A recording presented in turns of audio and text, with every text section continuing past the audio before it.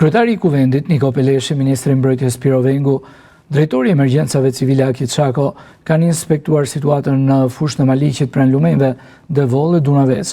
Edhe pse situata është qetësuar dhe uji është tërhequr, ka ende nevojë për ndërhyrje në mënyrë që të sigurohet vimësia nga rreshjet në këto dy lumenj.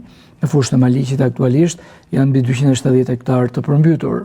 Jemi në kushte ku jemi në gatishmëri, do shtojmë forcat, duhet kuptojmë që kemi situata edhe të rrëshqitjes së dherave, të masive malore, qafë ploç, kishte një problematik të madhe që na bëri të angazhohemi fuqimisht për të bërë një devijim përmes operatorëve të zonës.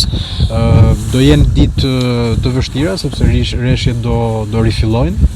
Toka është si sfungjer praktikisht dhe është e vështirë të punohet edhe në situata ku toka është shumë e pastabilizuar dhe e mbushur me ujë. Gjithsesi, po shtojmë forca në mënyrë që Maliqi mos të ketë problematik në rreshjet që do pasojnë gjatë javës që vjen. Atëre, ka në rang vendi 15 urat praktikisht që janë jo vetëm destabilizuar, një presbytyre është shëmbur dhe do kërkojnë një investim domethënës.